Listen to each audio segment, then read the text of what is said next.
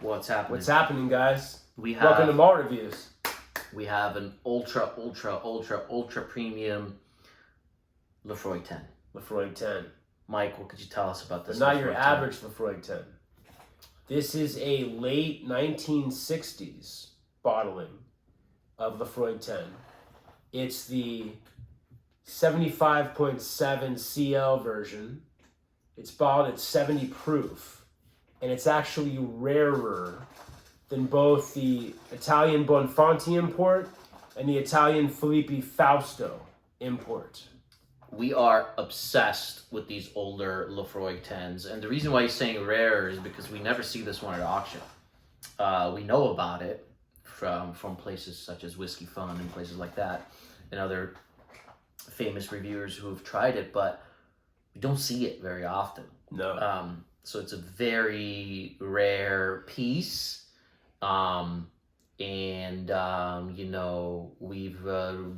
reviewed the 10-year-old Bonfanti before, which is absolutely spectacular. Stellar.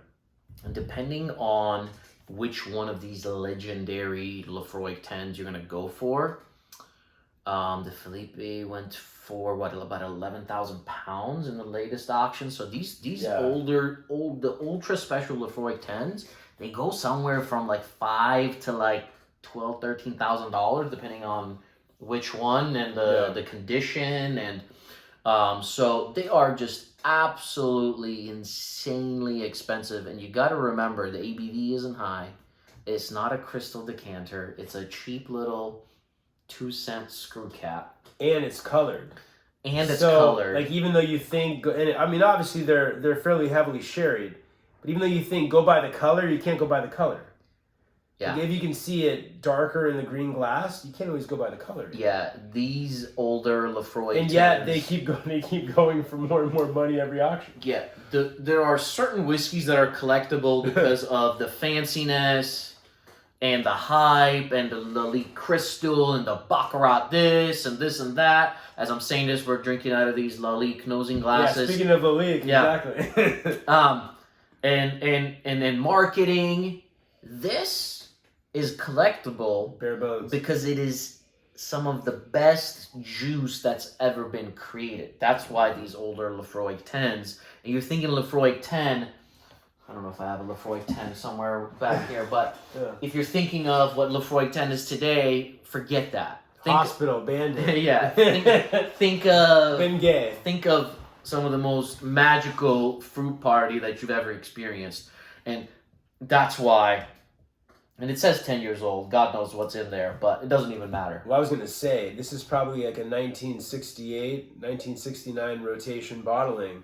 You're getting minimum 1950s Laphroaig distillate, if not 1940s or 30s. Wow. Yeah. Insanity, you guys. It's absolute insanity.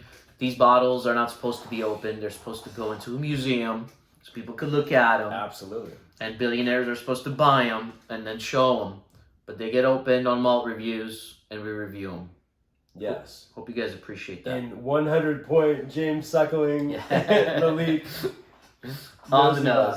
This has been breathing for like 45 minutes. On the nose. Stupid fruits. I mean, stupid amount of like mangoes and just moldy peaches, raw, like overripe peaches. I don't even know how to describe avatar fruit. Like, whoa, we're getting into like an Adam and Eve party. Yeah. Yeah. This is the forbidden shit. This is. Yeah. But like salted and like sweet rainforest. Yeah. Like sweet and salty, crystallized rainforest at the same time. Yeah.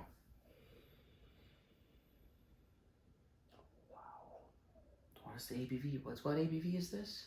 40%. Insane. Yeah. Stupid insane. Stupid insane. It's just like no words for the lusciousness. It's like biting into like a fake manufactured fruit. I mean, you look at at least my glasses, when you look at Mike's, it's like steaming up because he's like breathing into it. It's like Every he was making love to it. Oh yeah, every single fruit, but it's what you said. It's the quality of that fruit. It's the lusciousness and juiciness of it. It's like you can taste it just by nosing it. It's a concentration. It's an oil form. It's like they dripped a couple oils. When you smell a candle, it's such a potent smell of whatever that is. But this is like in its freshest, luscious form. So it's like the opposite of a candle. It's weird. Have we even mentioned anything about peat or smoke yet? It's there. Of course, it's there. It's sweet peat. It's candied peat. It is. There is peat candy. But I get the island, the peat nature more in that exotic, like crystallized rainforest. Yes. Just so unique. It's a rainforesty thing. It's almost like a rainforest with like pears and mangoes. Not that there's pears and mangoes there, but it's like I'm getting a rainforest and I'm biting into all these those, like luscious fruits. Right, and of all those fruit trees, like you're running through a rainforest. It's wet, it's humid, it's sweaty. Everything's sweating, but all those fruits are available. You just grab it, take a bite. Grab it, take a bite. You do get salty elements. There is a salty vanilla. There's like kippers and oyster butter and Sure. it's like creamy, buttery, oystery, capery. But it's all, like you said, it's all in like the sweetest, most buttery fashion. Yeah. The most desirable fashion possible. Yeah. And as you said that, I'm even getting, like salted caramel, but also now I'm getting like a bunch of pastry goods, like beautiful croissants and baked brioche breads, vanilla.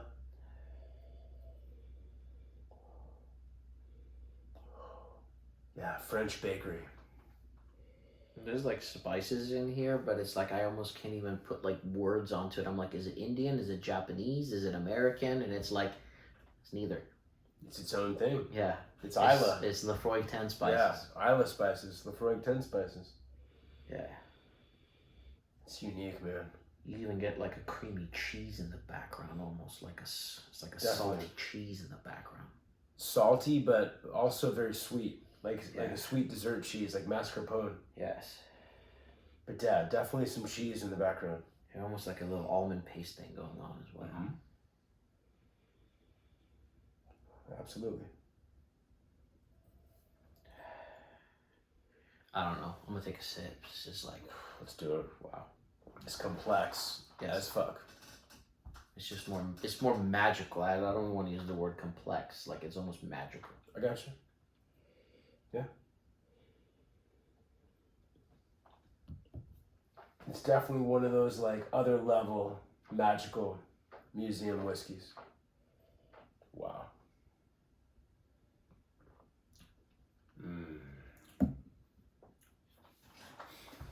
Stunning. One of the things that you always experience with whiskeys like this is you always get so much more peat on the palate, where it's so candied on the nose, and the fruits are so candied on the palate, but the peat does speak to you, lets you know that it is old school Isla. You get so much of that ocean salt, the wet rock, that minerality, the fish nets, the oysters, the capers, the lemon butter, the lemon candy, Oh my god. orange oil, mango oil, peach oil, grapefruit, pineapple. Oh my god, dude. That's unfair. It's unfair. It's unfair, man. I don't know if I can't put water in this. No. I can't. It's unfair. unbelievable. And if you're, It's unfair. and if there's two sides to what I'm gonna say. Oh my god. If you're saying, oh, you already wow. know how legendary this is, the other reviews of this, and how expensive it is, of course you're feeling that way about it because of that. Is that a reality? Yeah, that does exist. No matter who you are, when you know how rare and special something is and how unique something is, it's museum piecey kind of stuff, that exists. Now, the other part of that is I've had plenty of whiskeys that have those same stats where I've just been like, this is good, but it's not blowing me away. So if you guys are thinking like, oh, you know, of course you're feeling that way because of what it is, that exists. Of course it exists, but so many other whiskeys where it has had similar stats where I've just been like, it's good whiskey, but I don't understand why it's considered so legendary. This, that's not the case. I have no words for the palate. Yeah. I'm speechless. Yeah. It's that good. It's really good. It's insane. I'm going in for one more sip. So all I'll say is everything on the nose, but like you said, the more peat on the palate came in, I perceive it as like this stronger, more raw nature that in a way somehow like amplifies the ABV and the power of everything. Oh, second sip's even better. And it's just, it's so addictive. I took a second sip, and my third sip, I am going to try it with 1 drop of water. I know that's lowering it to probably like 37% ABV, but So addictive, man. But I need to try it that way. I love this glass. Because it's definitely your old school, sweeter peat candy, but maybe it was the amount I had of the first sip, but the peat came in, not like peat now, but it came in as this strong, herbal, like grassy forest element that amplified everything. Yeah. All the rainforest of the nose. Take one more sip. I really want you to nose with 1 drop of water. For sure. Because I just put 1 drop of water with that much, but I want you to take a second sip. And then I want you to... You have actually a lot more whiskey. Oh, did you see what happened to the whiskey with the drop? Mm-hmm. That's crazy. Because it does change it. Sure. It brightens the shit out of it. Now I have very little whiskey, so I probably lowered this to like 37%, but it brightened the shit out of it. Well, they say you're supposed to water every whiskey to like at least 30% to fully... A master taster fully does. get to know it, yeah. The master taster lowers it to like 20%. Yeah. We should do from now on. I don't know about that. It's not my style. It's not the way I enjoy my whiskey at 20% ABV. They do that for the nose more. They don't do that necessarily for the palate, but Right. they do it more for to bring out all the flavors in the nose. Wow. Yeah, it adds another element to the whiskey with water, and I think just time and you know, it's you guys. This is like we're like now like starting to like hang out and not really do a review. We're getting caught up in the moment. But that's also malt reviews. We do, you know, we don't really, you know, sit there and think about the review before we do the review. It's pour the whiskey as if we're just hanging out, and we have a camera on, and then we release it unedited. Every kind of candle. Yeah.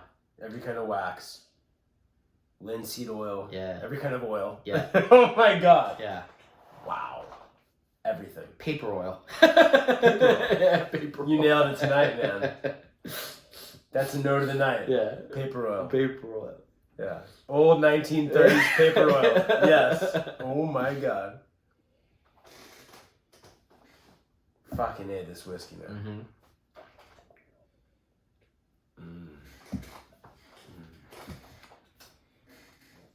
Something just dripped out of my mouth. First time ever this has ever happened. I poured these, well, now over an hour ago, but it was about 45 minutes before the review. And I put both glasses down. And the one in front of me had like a tiny bit more. And Mike literally switches the glasses. Not something we've ever done before, but literally that's how special this glass is. This whiskey is. He's like, no, I want the fucking bigger pour. It's that good. I mean, very sneaky, sir. Yeah, I mean, that's... Dude, this is insane, man. These are Adam and Eve fruits. Yeah. Luscious, syrupy. Not 40%. Nuts. Viscous, oily mouth coating. Finish forever.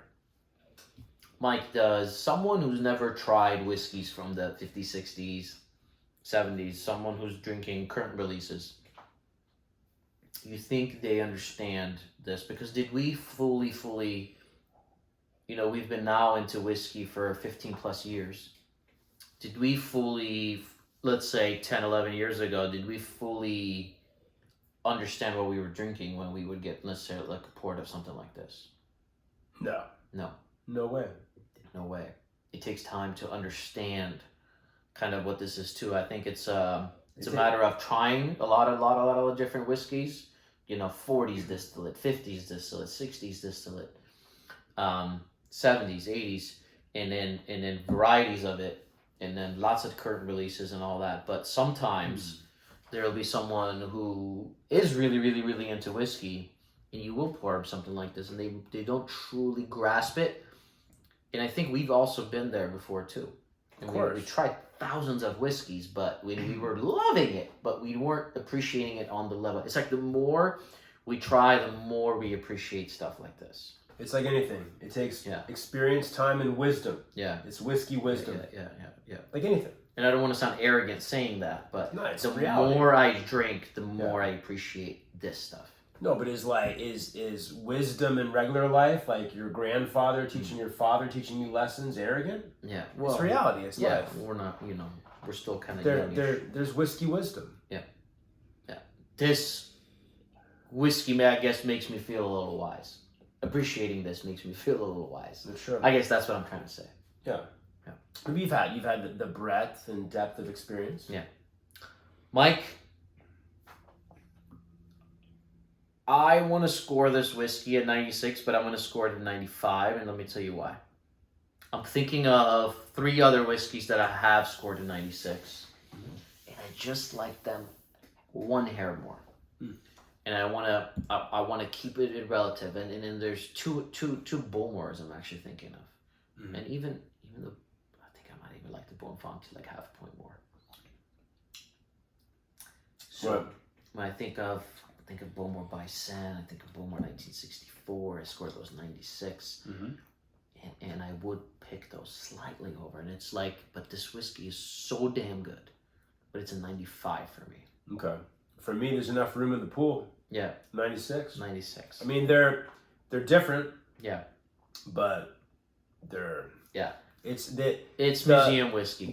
The complexity, like obviously, like the Bowmore. It's our favorite things in the world that a whiskey can do. Yeah. For sure. Yeah. But the complexity and the amount of things this thing is doing, and the way it blows my mind, in a million different ways, 96. There are some whiskeys where complexity comes into mind. For me, and don't get me wrong, it's incredibly complex. It's doing a million things, and perhaps we didn't talk about every little thing it was doing, but for me, this was just magical. That's the word that comes to mind. Yeah. Insane. Yeah. It's For just sure, the magical. fruit. The fact that I'm drinking an Isla and what's lingering on is tons of fruit on the finish. Tons of fruit on the finish. Insane. It's not iodine. It's not fishnets. It's not, Band-Aids. It's not tires. It's fruit. Although, you just reminded me, one note I forgot that I said earlier. Crystallized ink. Crystallized old school ink. Like when you used to dip a fountain pen in a fountain of ink. But imagine combined with all those sweet, luscious, crystallized fruits. You and I love saying crystallized and then something else that's never been crystallized. Yeah. That's what it is, man. Alright, you guys, sorry. I don't know how long this review is. It feels like it was like 40-minute review, but we're loving it. You get lost in the magic. And we're just hanging out, having a good time, and enjoying some fine drams tonight. And this has been the winner so far tonight. So far. Cheers, bro. Cheers. See you guys soon.